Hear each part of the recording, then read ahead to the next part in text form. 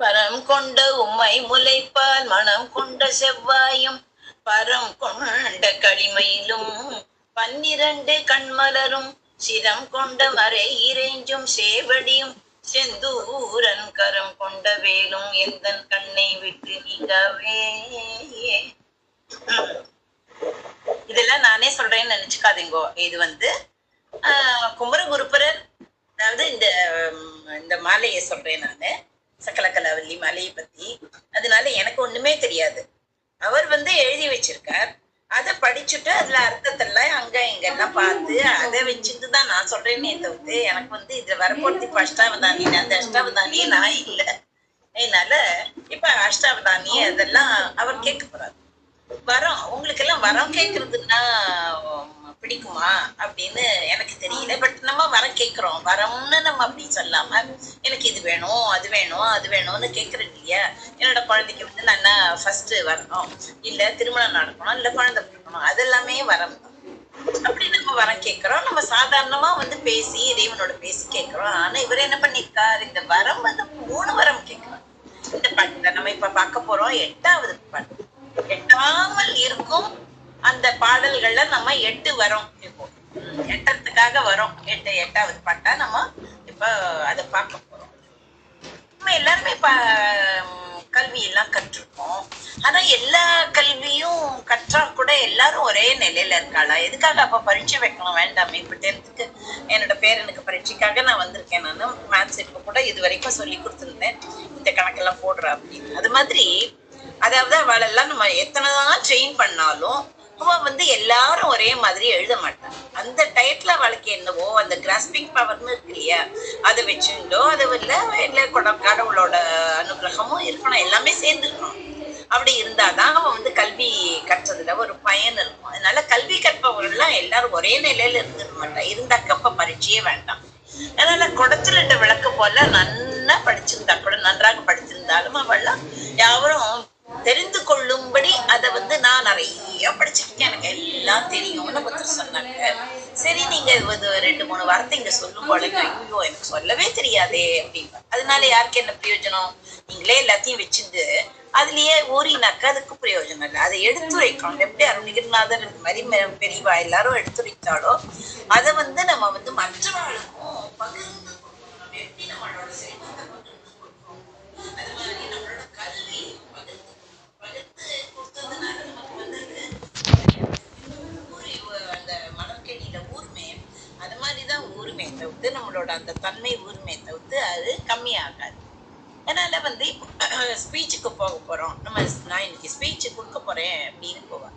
அங்க போன உடனே குழந்தைகளையே சொல்லும் போல, அதாவது நிறைய வந்து ஏதோ காம்படிஷனுக்கு போறது அப்படின்னா எத்தனையோ நம்ம குழந்தைகளுக்கு 9 வயசு 10 வயசு குழந்தைகளுக்கு சொல்லி கொடுத்தா அங்க போய் நின்று இங்க பார்க்கும் அங்க பார்க்கும் மறந்து போயிடும்.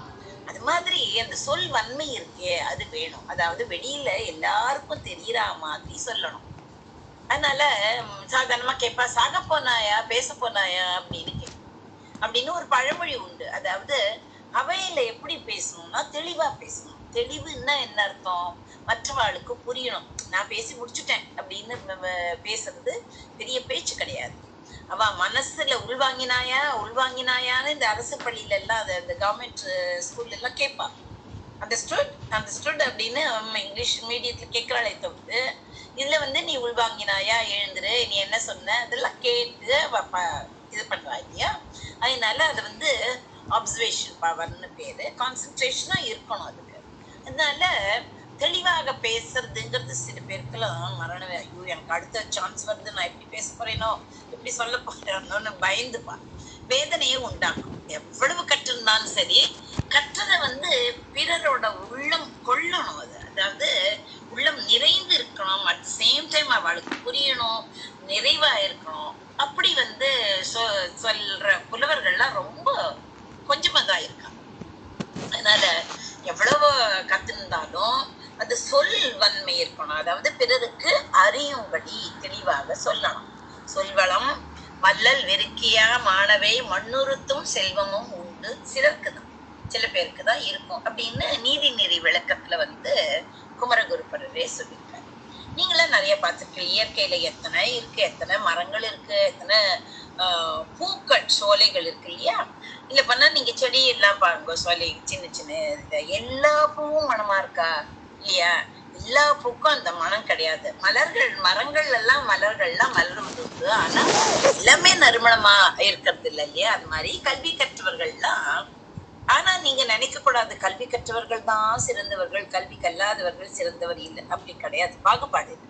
கல்வி கற்காம இருக்கா பாருங்களேன், அவளுக்கெல்லாம் புத்தி அனுபவம் அப்படின்னு ஒண்ணு இருக்கு இல்லையா? அந்த அனுபவம் எல்லாம் அதிகமா இருக்கும். அதனால கல்வி கற்றவர்கள் கல்வி கல்லாதவர்களோட சிறந்தவர்கள் அப்படின்னு நம்ம நினைக்க கூடாது. அப்படி இல்லை. ஆனா பல இலைகள் இருந்தா கூட நிறைய இலை இருக்கு, பச்சை பசேன்னு இருக்குன்னு. அதுல ஒரு மலர், ஒரு பூ இருந்தா அதுக்கு எவ்வளவு சிறப்பு அதிகம், அழகு அதிகம் இல்லையா? அதனால கல்லா மாந்தர்கள் இருக்கா இல்லையா? அதாவது கல்வி கற்காத மாந்தர்களுக்கு நடுவுல கற்றவர்கள் இருந்தாக்க அந்த மலரை போல இருப்பாங்க. அத ஒரு செயின்ல, லேடிஸ்க்கெல்லாம் தெரியும், ஒரு செயின்ல ஒரு பெண்டன்ட் போட்ட அப்படி இருக்கும். அதுவே அவர் சொல்றாரு, அருணகிரிநாதரே சொல்றாரு, ஆசைக்கு ஒரு பக்தனேன் மனோபத்மமான பூ வைத்து நடுவே அன்பான நூலிட்டு நாவிலே சித்திரமாகவே கட்டி ஒரு ஞானவாசம் வீசி பிரகாசியா நிற்ப மாசில் ஓர் புத்தி அழிபாடு மாத்திருக்கா புஷ்ப மாலை போல பிரபாட பாதத்தில் அது வேணும். ஒரு தாமரையை குஞ்சலமா வைக்கணும். வெறும் மாலை போட்ட பூர்மா அது குஞ்சமா இருக்கணும். அந்த குஞ்சலம் தான் கற்றவர்.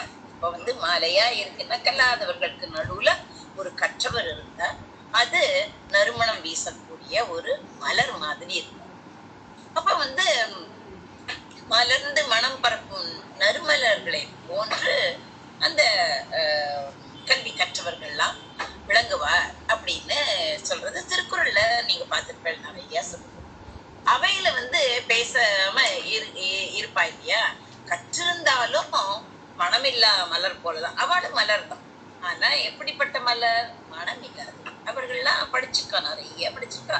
ஆனா அவையில பேச தெரியாது. தான் கற்ற கல்விய, அதாவது ரொம்பவும் எல்லாம் சொல்லாட்டா கூட மற்றவளோட மனசுல புகுந்து அது அது அவ பதிகிற மாதிரி சொல்றதுக்கு தெரியாது. அதனால இவர் என்ன பண்றாரு, குமரகுருபரர் இதெல்லாம் உணர்ந்துட்டார். ஓ, இது மாதிரி மனுஷாலாம் இருக்கா, இது மாதிரி எல்லாம் நான் இருக்கக்கூடாது. அதனால சகலா கலவல்லி இருக்காளே, அவகிட்ட ஒரு வேண்டுகோள் விடுக்கிறார். அவருக்கு பயந்து போயிடுத்து. ஐயோ, இந்த மாதிரி நம்மளும் ஆயிட்டோம்னாக்கா நம்மளும் தானே எல்லாரும் ஏசுவா, நம்ம என்னவோ பீத்திக்கிறோமே, என்னவோ நவாப் கிட்ட போய் பேசணும், அப்படி பண்ணணும்னு. அப்ப நம்ம கல்லாதவரோட வச்சிருவாளே, கற்று என்ன பயன்? அது நம்ம பண்றது எல்லாருமே இன்பம் பெறணும் அப்படின்னு அவர் நினைக்கிறவர். அதனால சகல கலாவல்லியிடம் ஒரு வேண்டுகோள் விடுக்கிறார். எப்போதுமே நம்ம ரிக்வெஸ்ட், எனக்கு எல்லாம் தெரியும் அப்படின்னு இருக்கக்கூடாது. நமக்கு தெரிஞ்சா கூட என்ன பண்ணணும், இறைவனோட துணையோட அவனோட பாதுகாப்போட நம்ம எப்போதுமே இருக்கணும். எப்போதுமே ஒரு ஒரு பையன் இன்டர்வியூக்கு போறானோ இல்ல பரீட்சை எழுதுறானோ, சுவாமிக்கு நமஸ்காரம் பண்ணிட்டு போ, நம்மளோட இதுல நம்ம எப்படி பண்ணுவோமோ அப்படி எல்லாம் சொல்லிதானே பண்ணுவோம். இல்ல நம்ம என்ன பண்ணுவோம், கோவிலுக்கு அர்ச்சனை பண்ணிட்டு ஒரு பெரிய பரீட்சைக்கு சொல்ற போர்டு அது மாதிரி இருந்தா பெரிய பரீட்சைக்கு, பெரிய வேலைக்கு போறதுக்கு அது மாதிரி அதுல கடவுள் நம்பிக்கை வேணும். அதனால இவர் கடவுள்கிட்ட நம்பிக்கை இருக்கு. எந்த கடவுள்? கல்வி. இவருக்கு வேணுங்கிறது என்ன? இப்ப கல்வி. அதனால தாயை பார்த்து கேட்கிறாரு. எந்த தாய்?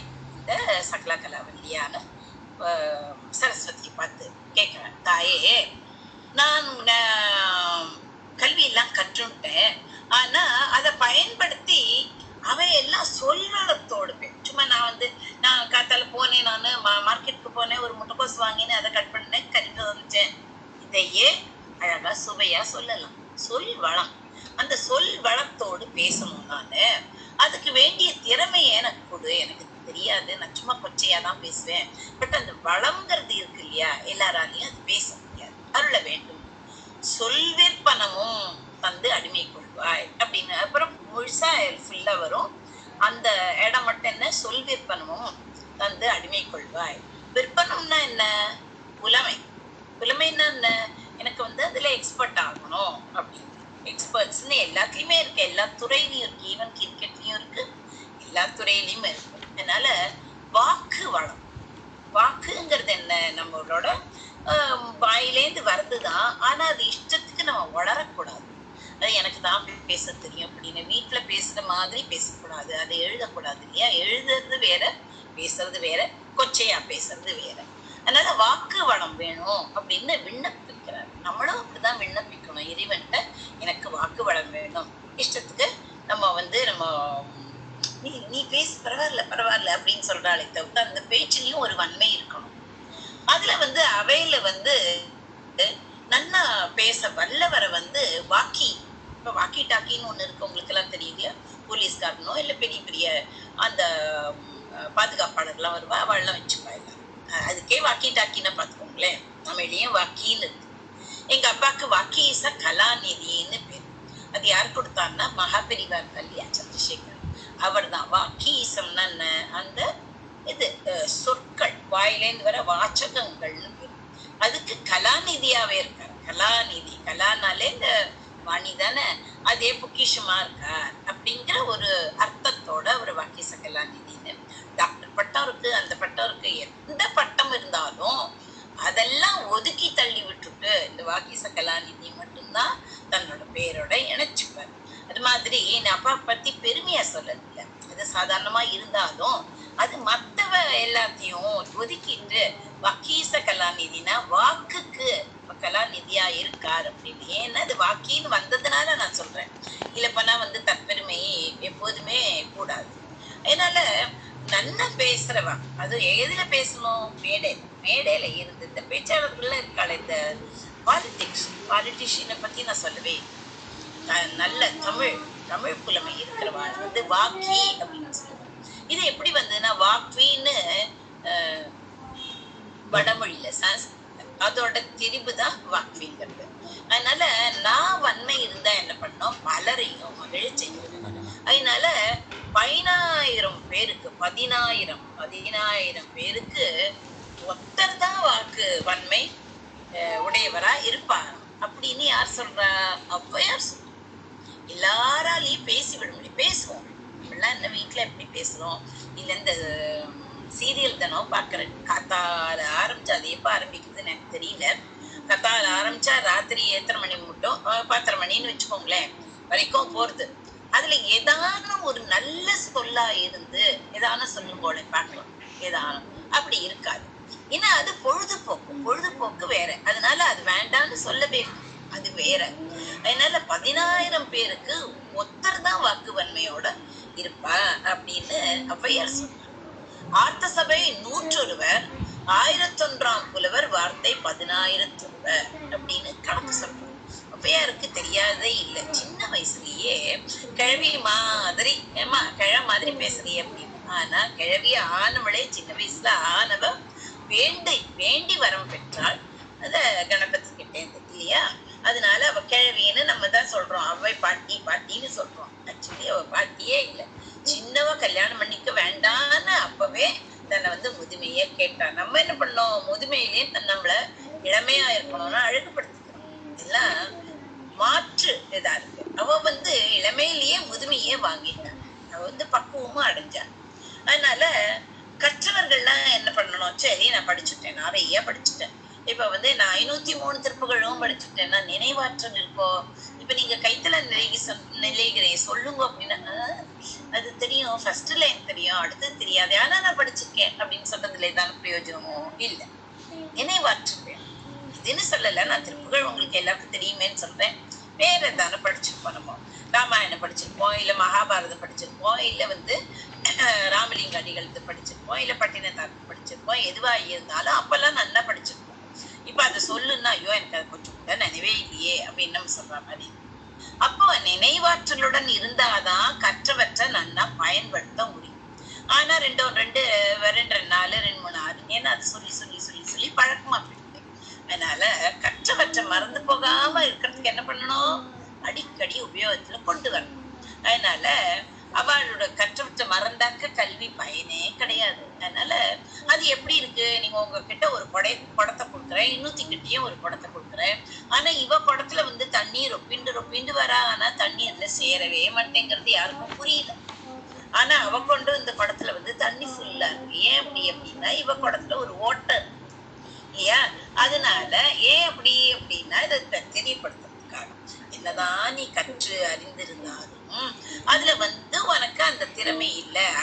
ரிஜிஸ்டர் பண்ணி வச்சுக்கிற திறமை இல்லை, கம்ப்யூட்டர் மாதிரி நீ பண்ணி வச்சுக்கிற திறமை இல்லை அப்படின்னா அதை வந்து மனசுல தேக்கி வச்சுக்கிற திறமை, மனசுல தேக்கி வச்சுக்கணும்.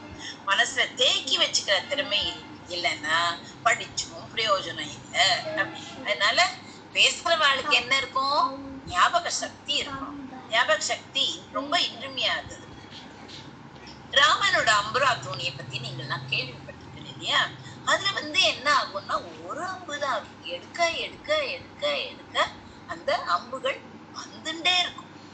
அப்ப நினைவாற்றல்கள் இருக்கே, அவளுக்கு என்ன ஆகும்னா இந்த சொல்லு இதுக்கப்புறம் என்ன, இதுக்கப்புறம் நான் படிச்சேன் அப்படி எல்லாம் இருக்க மாட்டேன். தானே ஃப்ளூயண்டா இதுக்கப்புறம் இதுக்கப்புறம் இதுக்கப்புறமா அப்படி வந்துட்டே இருக்கும். சொல் வளம் வந்து அவர்களோட கற்ற நூல்களினால சிறப்படையிறது. ஒரு நூல் படிச்சா போருமா? நீங்க வந்து பாக்கி டைம்லாம் வேஸ்ட் பண்ணாதீங்க. நிறைய நூல்கள் படிக்கும். நிறைய லைப்ரரிக்கு போகவே வேண்டாம், அது கம்ப்யூட்டர்லயே இருக்கு.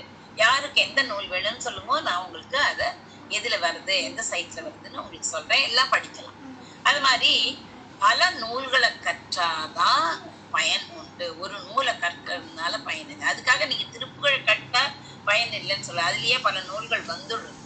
அதனால ஞாபக சக்தி உள்ளெல்லாம் பேசச்சே வந்து இடத்துக்கு எந்தெந்த இடத்துல எப்படி பேசணும். இப்ப ராம பத்தி பேசணும்னா பேசலாம், சிவனை பத்தி பேசுறதா இருந்தா பேசலாம், அம்பாளை பத்தி பேசுறதா இருந்தா பேசலாம், முருகனை பத்தி பேசுறதா இருந்தா பேசலாம், இல்ல இலக்கியத்தை பத்தி பேசினாலும் பேசலாம். அதனால ஞாபக சக்தி இருக்கணும். என்னென்ன அப்போ வந்து கேட்பவர்களுக்கெல்லாம் ஒரு மகிழ்ச்சி கிடைக்கும். அப்ப பேசும்போதுக்கு பேசச்சே வந்து எப்படி பேசுவா? நம்மளை பத்தியே பேசுவாளா? இல்ல, அம்மன் வருவான், அப்புறம் ஔவையார் வருவார், கபிலர் வருவார், கரணர் வருவார். அப்பப்ப அவள தலை காமிச்சுக்கிறான் இல்லையா? அவள் எல்லாம் மகாத்மா காந்தி கூட வருவாரா இருக்கும். அதனால நம்மளோட முன்னோர்களா வரலாம், அப்படின்லாம் வரலாம். அதனால நம்ம யாரையுமே பாரதியார் வரலாம்.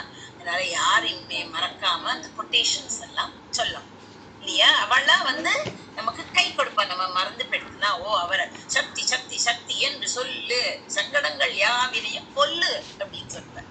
சக்தின்னு சொல்லுன்னா அதுல சாதாரணமா தானே இருக்கு. சக்தின்னு என்ன, நமக்கு உடம்பு சக்தின்னு வச்சுக்கோங்க. இல்ல அம்பாள் இல்லையா, அம்பாளை வந்து எவ்வளவு ஈஸியா அவர் சொல்லுவார். அது மாதிரி அந்த அது மாதிரி சக்தின்னு சொல்லு, அப்ப நம்ம சங்கடங்கள்லாம் போயிடும் அப்படிங்கிறது எவ்வளவு அழகா அந்த ரிதமோட சொல்றதுனால டக்கு டக்கு டக்கு டக்குன்னு வந்துடுறது. அப்ப வந்து அந்த இடத்துல பாரதியார் நமக்கு கை கொடுக்குறார். அது மாதிரி எவ்வளவோ இருக்கு. பாயசத்துல வந்து வெறும் பாயசம் நான் பண்ணி வச்சுட்டேன் நான் சுவாமிக்கு, அதுல ஏலக்காய் போடல, முந்திரி போடல, அந்த இது போடல, அது எப்படி இருக்கும்?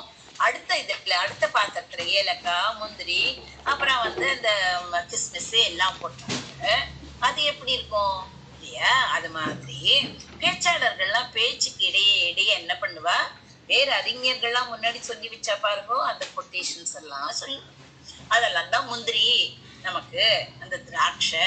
அது மாதிரி மேலாக அந்த மேலாக வந்து கலர்ஃபுல்லா இருக்கிறது, இல்லை டெசர்ட் மாதிரி, இல்லை மேல அழகுபடுத்துறது. ஒரு கேக் பண்ணினாலும் மொட்டையா கேக் இல்லாம அதுல வந்து ஐசிங் பண்றது, அதுல ரோஜா பூ வைக்கிறது உங்களுக்கு எல்லாம் சொல்லவே வேண்டாம், எல்லாம் தெரியும். அத மாதிரி மற்றவர்களோட அறிஞர்களோட அந்த திருவாக்கிற்கு அதுதான் சுவை ஊட்டும். நம்ம பேசுறோம், இதுக்கு சுவையா இருக்கிறது என்ன? ஒரு பலாச்சுளையவர்னு சாப்பிட்றதோட அதுல தேன் ஊத்தி அது சாப்பிட்டாக்கு எப்படி இருக்கும்? அது மாதிரிதான் அந்த தேன் போன்ற அவளோட வார்த்தையெல்லாம் இதுல நம்ம போட்டு நம்மளோட அந்த பேச்சிற்கே அதை உயர்த்தி காமிக்கணும். அதனால சிறந்த நினைவுடையவர்கள்லாம் எது எது கேட்கிற அளவு படிக்கிறது மட்டும் இல்லை. ஒரே செகண்ட்.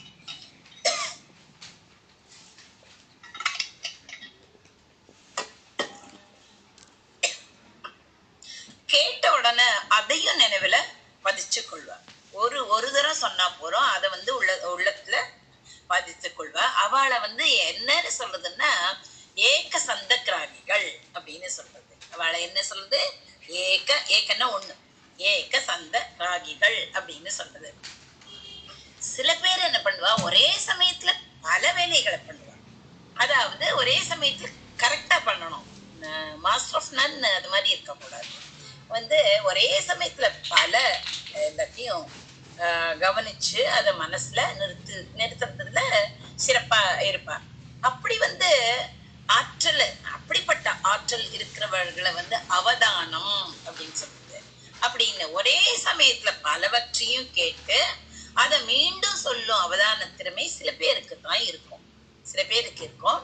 அது சிலருக்கு தான் வாய்க்குன்னு கூட சொல்லலாம். அப்படி ஒருவருக்கு வந்து கவியை விளக்குவது வந்து ஒருவர் யாரான ஒருத்தர் கணக்கு கொடுத்தான்னு வச்சுக்கோங்களேன், அந்த கணக்கை போடுறதுதான் ஒரு கவியை விளக்குறது. வருஷம் மாதம் தேதி இதெல்லாம் சொல்ல அந்த அந்த நாள் என்ன கிழமை அப்படின்னு சொல்றது. முதுகுல வந்து என்ன பண்ணுவா, சின்ன சின்ன பரல்கள் இருக்கு, பரல்கள்னா குட்டி குட்டி கல்லு, அது போட்டுட்டே இருப்பாளாம். அப்ப வந்து எத்தனை போட்டான்னு எண்ணணும். அதாவது இதெல்லாம் எதுக்காக அப்படின்னா நம்மளோட நினைவாற்றலை பெருக்கிறதுனால அதிகப்படுத்துறதுக்காக. அவ பாட்டுக்கு பாடுறானா, நீங்க பாட்டுக்கு ஆஹா முதுகுக்கு எதமா இருக்கே அப்படின்னு நம்ம நிற்போம். பட் அறிவாற்றல் இருக்கிறவா என்ன பண்ணுவா, எத்தனை கல்லு போட்டா அப்படின்னு அது இருக்கும்.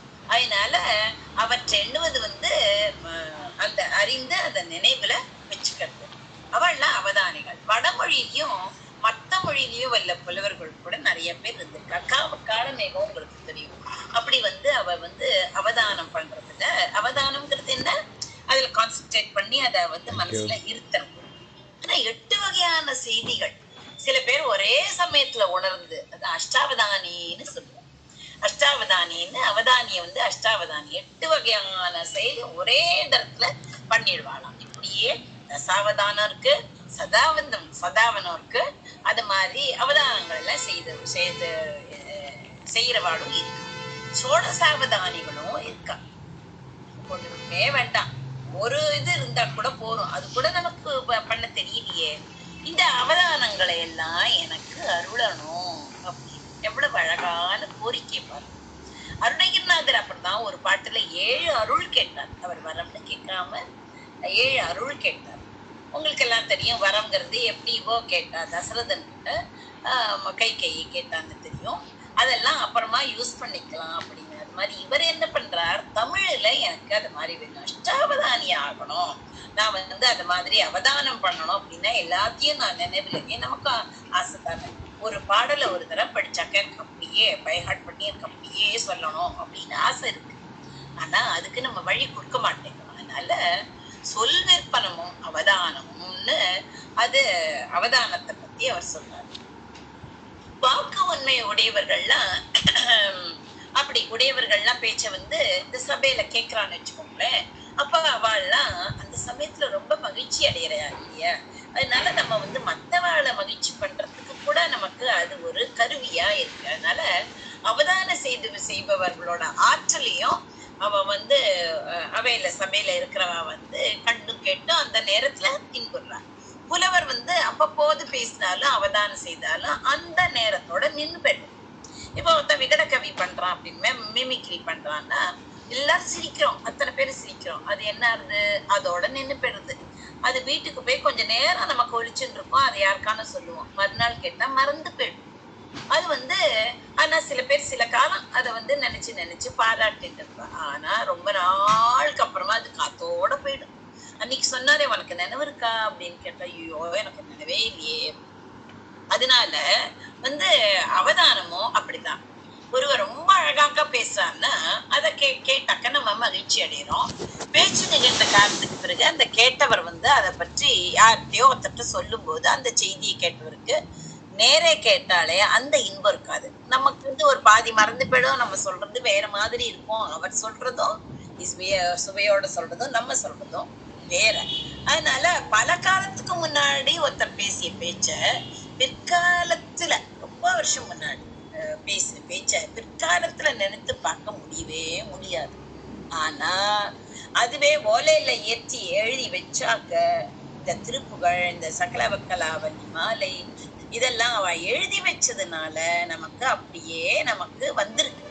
நம்ம நீங்கெல்லாம் படிக்கலாம் அப்படின்னு. அதெல்லாம் மறைஞ்சு போயிடும். நம்ம வாய் சொல்லிருக்கே அது வந்து ரொம்ப நாளா நிக்காது. என்னதான் நீங்க நல்லது சொன்னாலும் அந்த வாய் சொல் வந்து மனசுல நிக்காது, அது மறைஞ்சு போயிடும். இத்தனை அவதானம் செய்தார் அப்படின்னு அனுபவித்து சொன்னாலும் கேட்கிறவாள்லாம் நம்பவே மாட்டான். அதனால வாக்குவன்மையும் அவதானமும் ஒரு வகையில நன்றாக மலர்ந்து மனம் பரப்பி உதிர்ந்து விடும் மலருக்கு. எல்லாம் இருக்கு. ஆனா மறுநாள் என்ன ஆகும்? உதிர்ந்துடும். அப்படிதான் இருக்கும். அதாவது அவதானம் பண்றவா அப்படிங்கிறது. ஆனா கவிதையா எழுதி வச்சுட்டோம்னு வச்சுக்கோங்களேன். கம்பராமாயணம் எப்ப எழுதினார்? திருவள்ளுவர் எப்ப எழுதினார்? அது மாதிரி திருக்குறள் எப்ப எழுதினது? அது திருப்புகழ் எப்ப எழுதினது? தேவாரம் எப்ப எழுதினது? இன்னும் அது வந்து மனமோட எல்லாரும் பாடுற மாதிரி. இன்னைக்கு 1 ஆகும், 10 ஆகும், 1000 ஆகும், அப்படி இப்படி கோடி கோடி கோடி கோடியா எல்லாரும் பாடுறா, பேசுறா, அதை பத்தி பேசுறா இல்லையா? அதனால ஒரு கவிஞன் கவி பாடினால் அது வந்து அந்த நேரத்தோட நிக்கிறது கிடையாது. பாட்டை வந்து என்ன பண்றான்? ஏட்டுல எழுதுறான். நம்ம பேசுறது என்ன பண்றது? அந்த காலத்துல ரெக்கார்டிங் கிடையாது. அதனால அது அப்படி காத்தோட போயிடும். அதனால அதை வேறு காலத்துல உள்ளவர்களும் அந்த ஏட்டுல எழுதினா அதை கண்டு, அதை கேட்டு, அதை படிச்சு இன்புற முடியும். அதை பாடிய புலவன் மறைந்தா கூட அவன் எழுதின அந்த எழுத்துக்கள் மறையறதில்லை. அதனாலதான் குமரகுருபரர் என்ன சொன்னார்? மலரவன் செய் வெற்றுடம்பு மாய்வன போல் மாயா புகழ் கொண்டு மற்றிவர் செய்யும் உடம்பு அப்படின்னு பாடுறார். அவை பாட்டி கூட என் தெரியாது, என் பாட்டு அப்படின்னு சொல்ற. மலர் என்ன பண்றது? மலர் உதிர்ந்த பிறகு அது காயாகி பழமாகி அதுல வித்து உண்டாகும். பல காலம் இருக்கும் இல்லையா? அப்படி சத்துள்ள வித்து போன்றதுதான் கவிதை. அந்த வித்து போன்றது. அதனால குமரகுருபர முனிவர் வந்து காசியில பாதுஷாவோட பேசினார் இல்லையா? அந்த மன்னர் வந்து உள்ளம் குளிரத்தான் பேசியிருப்பார். அந்த சொல்லுல வளம் இருந்திருக்கும், எல்லாம் தான் இருக்கும் அப்போது. ஆனா என்ன பேசினார் அப்படின்னு நமக்கு தெரியுமோ? தெரியாது. ஆனால் அவர் பாடிய பாடல்கள்லாம் என்ன இன்னும் இருக்கு. அவர் என்ன பேசினாருங்கிறது அது கிடையாது. அப்ப ரெக்கார்டிங் கிடையாது, ஒண்ணும் கிடையாது. ஆனா அவர் எழுதி வச்சிருக்காரே அந்த பாட்டெல்லாம் இப்பவும் இருக்கு. ஏட்டோடு வழி வழியாக தமிழ் மக்களால் பாதுகாக்கப்பட்டு நம்மளவும் நமக்கு கொண்டு சேர்த்துக்கலாம். அதனால வாக்கு வன்மையும் அவதான கலையும் கல்வியின் பயனாக வரும் வித்தைகள். எப்படிப்பட்ட வித்தைகள்? சிறப்பான வித்தைகள், அருமையான வித்தைகள் இருந்தா கூட கவி பாட்டு மாற்றலை நோக்கினால் அது வந்து கொஞ்சம் அந்த அவதானங்கள்லாம் கொஞ்சம் தாழ்ந்துதான் போயிடுது. அவதானங்கள்லாம் பெருசுதான்னு நம்ம நினைக்கிறோம். ஆனா கவி பாடுபவர்களை விட அவதானங்கள்லாம் அதெல்லாம் கொஞ்சம் தான். ஏன்னா இப்ப நம்ம பசிக்கிறது அப்படின்னா அந்தந்த வேலைக்கு பசியை போக்குறதுக்கு உணவு சாப்பிடணும். அது மாதிரிதான் அதெல்லாம் அவதானங்கள்லாம். ஆனா கவி என்ன? எல்லா காலத்துக்கும் அந்த நெல்லு நம்ம இது பண்றோம் ஒன்னும் அந்த ஒரு புதிர்ல போடுறோம் அப்படின்னு வச்சுக்கிறோம் இல்லையா? ஒரு நாளைக்கு இல்ல, நிறைய நாளைக்கு சேமிப்பு இருக்கு இல்லையா? அதனால நெல்லை விளைவிச்சு அப்போது வேண்டிய உணவை சமைச்சு கொள்ள உதவும் விளை நிலமா இருக்கு எது? இந்த கவிதை எழுதுறா இல்லையா? அந்த கவிகள், அந்த செய்யுட்கள்லாம் விளை நிலமா இருக்கு. அது எப்போதும் பயிரிட்டா வந்துட்டே இருக்கும். எனக்கு இப்போது பசி போக சோறு இடு அப்படின்னு நம்ம பாயசம் சேர்ந்து விருந்த வழங்கு அப்படின்னு நம்ம சொல்றோம்னு வச்சுக்கிறேன். ஆனா அத சொல்றதை விட என்றைக்கும் நிலைச்சிருக்கும் நிலத்தை வழங்கு கேட்பது போலதான் இந்த முனிவர். அப்படி கேட்காம எனக்கு இன்னைக்கு பாயசத்தோட விருந்து பட அப்படின்னு சகலகலாவல்லிட்ட கேட்கல. எனக்கு ஒரு நிலத்தை வழங்கு, அதுலயே நான் வந்து பயிரிட்டு எனக்கு வேணுங்கிறதெல்லாம் எடுத்துக்கிறேன்னு சொல்றேன். அப்படி சொல்றாங்க. அதனால சொல் விற்பனம் அருள் அப்படின்னு அவர் சொல்றார். முதல்ல அப்படி சொல்றார், அவதான ஆற்றலை வழங்கு அப்படிங்கிறார். அதாவது 2வதா. 3வதா என்ன சொல்றார்? கவி சொல்லும் கலை திறமையை தந்தருள். அதனால ஒரு முறைக்கு என்ன பண்றார்? 3 முறை. அந்த கோர்ட்டுல கூட 3 முறை சொல்றாரு இல்லையா? அதனால 3 முறைன்னு சொல்றது, ஒரு முறைக்கு 3 முறை சொல்லணும் அப்படின்னு வழக்கம். முனிவரும் இதுதா அதுதா அப்படின்னு கேட்டவர் கடைசியாக 3வதாக நெடுங்காலம் நிற்கும் வரத்தை வேண்டுகிறார். சொல் விற்பனமும் அவதானமும் கவி சொல்ல வல்ல நல் வித்தியும் தந்து அடிமை கொள்வாய்னு 3 வரம் கேட்கிறார். அவரோட வேண்டுகோள். கவி சொல்லும் ஆற்றலை வந்து நல்ல வித்தை அப்படின்னு சொல்றாங்க. வித்தைன்னா தெரியும் இல்லையா? வித்தை காட்டுறவா வந்து ரோட்லயும் காட்டுறா, சர்க்கஸ்லயும் இருக்கு. இந்த 3ஐயும் நம்ம பெற்றுட்டாக்க எனக்கு கிடைச்சுடுத்துனா கலைமகளுக்கு அடிமையாகி விடலாம். உண்மையாக கலைமகளோட திருவருள் வந்து பரிபூர்ணமா நமக்கு கிடைச்சுடுத்துனா 3 கலைகளிலையும் நம்ம வல்லவரா ஆயிடுவேன் நானு. அழுத்த தமிழ் புலமையா ஆயிடுவேன் நானு. வாணிதாசர் கலைமகளின் அடிமை அப்படின்னு கூட நான் வந்து எழுதிக்கலாம். ஏன்னா இந்த 3 எனக்கு கிடைச்சிருக்குன்னா வேற ஒண்ணுமே வேண்டாம். இது 3ஐயும் தந்து உனக்கு என்ன அடிமையாக்கி கொள்ளு அப்படின்னு 3 வரம் கேட்கிறாங்க. அதுக்கப்புறமா கலை மகள் இருக்காளே, அந்த வாணி வாணி இருக்கா இல்லையா, அவளோட புகழே ஏன்னா எனக்கு கொடுன்னு சொன்ன போருமா. அருணகிரிநாதன் மாதிரி முதல்ல முருகனோட புகழையும் அவர் சொல்லுவார். அது மாதிரி எல்லாத்தையும் சொல்லிட்டு அதையும் அது மாதிரி இப்போ கலைமகளோட புகழையும் விவரிக்கிறார். என்னன்னா தாவர மலர்ல 2 பேர், 2 லேடிஸை பத்தி இப்ப சொல்லுவோம். தேவியர், அதாவது பெண் தேவியர்கள், பெண் தெய்வங்கள் 2 பேர் இருக்கா. ஒண்ணு லக்ஷ்மி, ஒண்ணு சரஸ்வதி. லக்ஷ்மி என்ன பண்ணுவா, எந்த இதுல இருக்கா, செந்தாமரை, செம்மையான தாமரை ஷேப்பா இருக்கும் இல்லையா, ரோஸ்ன்னு வச்சுக்கோங்களேன், அந்த தாமரையில வீச்சிருக்கா. வெண் தாமரையில யாரு இருக்கா, கலைமகள் இருக்கா. திருமகளை வந்து தாமரையாள் அப்படின்னு சொல்றது வழக்கம். பொதுவாக தாமரையில் வீச்சிருப்பவள்னா திருமகளை தான் குறிக்கும். கமலாசனி அப்படின்னு திருமகளுக்கு ஒரு பேர் இருக்கு. நளினாசனம் செல்வி அப்படின்னு சொல்றது. திருமகள் என்ன பண்ணுவா, செல்வத்தை வழங்கக்கூடிய, உங்களுக்கு எல்லாம் தெரியும், பணம் வேணும்னா யாரை கேட்கணும், திருமகளை கேட்கணும், அதாவது லக்ஷ்மி கேட்கணும். அது சரி, செல்வம் நிலையாக இருக்குமோ, யாரானா தூக்கிட்டு போகலாம், இல்ல வந்து ஒரு தண்ணி வந்து வெள்ளம் வந்து அடிச்சுட்டு போகலாம். அது மாதிரி எத்தனையோ பேருக்கு போயிருக்கோம், உங்களுக்கு எல்லாம் தெரியும். கந்தர் அலங்காரத்துல நிறைய பாட்டு இருக்கு. வருமோ நும் அடிப்பிறகே அடிப்பிறகே, ஆழ புதைத்து வைத்தால் வருமோ நும் அடிப்பிறகேன்னு சொல்லுவார். அவனுக்கு நிறைய சொல்லியிருக்காரு. அது மாதிரி அதாவது எல்லாத்தையும் கொடுக்கணும், நம்மளும் அனுபவிக்கணும், எல்லாருக்கும் கொடுக்கணும். அதனால செல்வம்ங்கிறது என்ன, செல்வோம்னு போயிடும். கிருபானந்த வாரியார் சொல்லியிருக்காரு, செல்வோம்னு போயிடுமா, நம்ம போயிடலாம் அப்படின்னு. மாதிரி ஆறிட மேடும் அடுவும் போலாம் செல்வம் அப்படின்னு இருக்கு. அதாவது சிதைந்து போகும் செல்வத்தை நல்கும் பிராட்டி யாரு, அது திருமகள். ஆனா ஓரளவுக்கு வேணும், அது வச்சுக்கணும், கட்டாயம் வச்சுக்கணும், பாதுகாப்பா வச்சுக்கணும். அந்த சிதைந்து போக செல்வத்தை நல்கும் பிராட்டி தான் திருமகள்.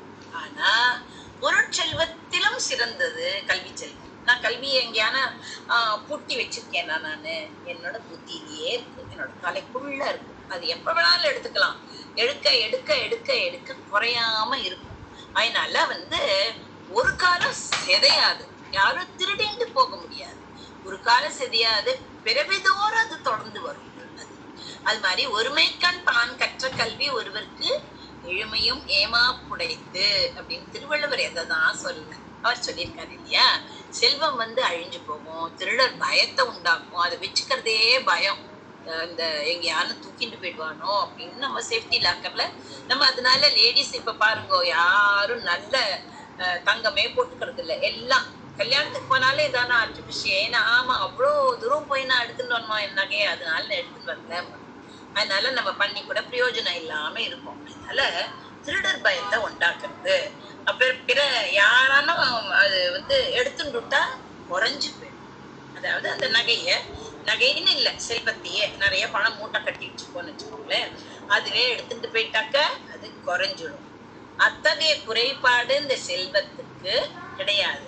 அப்படி ஒரு பழம்பாடல் ஒண்ணு இருக்கு. இந்த செல்வம் எப்படிப்பட்டதுன்னா, வெள்ளத்தால் அழியாது, வேந்தழலால் வேகாது, வேந்தராலும் கொள்ளத்தான் முடியாது, கொடுத்தாலும் இறைவன்றி குறைவு உறாது, கள்ளக்கோ பயம் இல்லை, காவலுக்கு மிக எளிது, கல்வி என்னும் உள்ளத்தே பொருள் இருக்க ஊரெல்லாம் பொருள் தேடி உழல்கின்றாரே.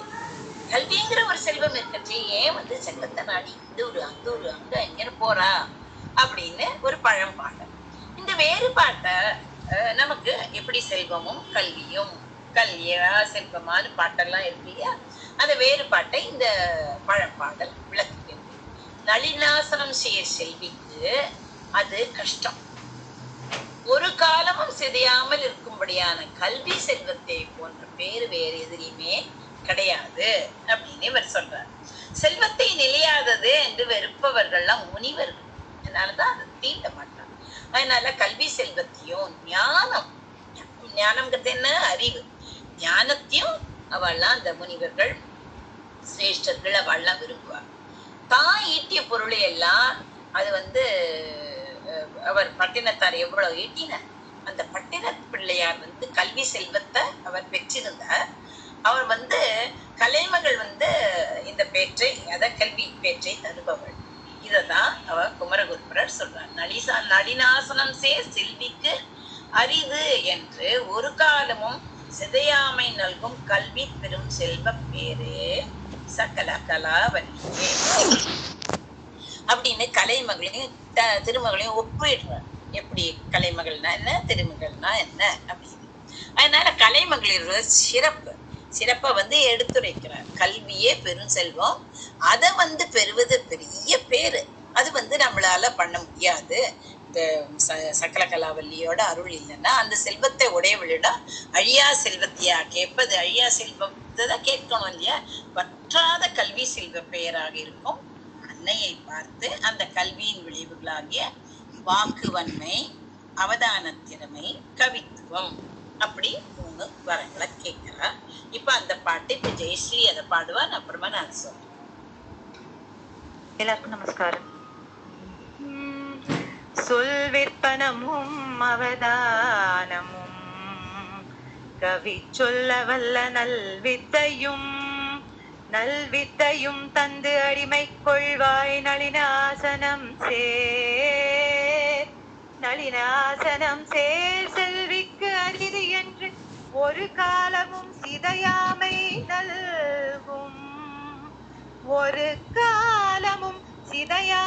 நல்கும் கல்வி பெரும் செல்வ பேரே சகல கலாவல்லியே. தேங்க்யூ ஜெயஸ்ரீ. சொல் விற்பனமும் அவதானமும் கவி சொல்ல வல்ல நல் வித்தையும் தந்து அடிமை கொள்வாய் நளினாசனம் செல்விக்கு அரிது என்று ஒரு காலமும் சிதையாமை நல்கும் கல்வி பெரும் செல்வ பேரே சகல கலாவல்லியே. அதாவது செந்தாமரையில் வீற்றிருக்கும் இந்த திருமகளுக்கு அளிப்பதற்கு அரியது என்று எண்ணி ஒரு காலத்திலும் அழியாமல் இருக்கும்படி வழங்கும் கல்வியாகிய பெரும் செல்வ பேராது. அந்த செல்வ பேரு அதை நம்ம பெறாம இருக்கக்கூடாது. அதனால செல்வ பேராக விளங்கும் சகல கலாவல்லியே அவையில் கற்றவற்றை எடுத்துரைக்கும் சொல் திறமையையும் அவதான கலையையும் கவிதையை நினைத்த போது சொல்ல வல்ல நல்ல கலையையும், அதாவது 3 வர்க்கம் கேட்கிறார். அடியேனுக்கு அருளி என்னை நின் தொண்டனாக ஆக்கிக் கொள்ள வேண்டும். விற்பனம்னா அறிவுத்திறமை, நளினாசனம்னா தாமரை, தவிசுன்னா தொட்டில்னு சொல்லுவா சாதாரணமா. இல்ல நம்ம இருப்பிடம்னு வச்சுக்கணும். தீர்க்க சந்தினால செல்வினா திருமகன். அதனால திருச்செந்தூர் ஆண்டவனிடமும் இப்படிதான் விண்ணப்பிக்கிறார். எப்படி அப்படின்னா ஆசு முதல், அதாவது கந்தர் கலிவெண்பால சொல்வார். அடுத்தது பார்க்கலாம். ஆசு முதல் நாற்கவியும் அஷ்டாவதானமும் சீர் பேசும் இயல் பல் காப்பிய தொகையும் ஓசை எழுத்து முதலாம் 5 இலக்கணமும் தோய்ந்து பழுத்த தமிழ் புலமை பாலித்து அப்படின்னு. அதனால கந்தர் கலிவெண்பா எல்லாரும் படிச்சா எல்லாமும் கிடைக்கும் அப்படிங்கிறது. அரசனோட அருளை பெற்றவர் அந்த உரிய வாரிய தலைவரிடம் தன்னோட விருப்பத்தை சொல்லி நலம் பெறுபவரை போல இந்த வேண்டுகோளை யார்கிட்ட சொல்லணுமோ அவர்கிட்ட சொல்லி, அதாவது கலைஞர்களிடம் சொல்லி அதை ஏத்துட்டார். இவருக்கு எத்தனை பாட்டு செய்யறது வந்துடுது இல்லையா? இது 8வது பாடல் சகல கலாவல்லியோட. நன்றி, வணக்கம். தேங்க்யூ.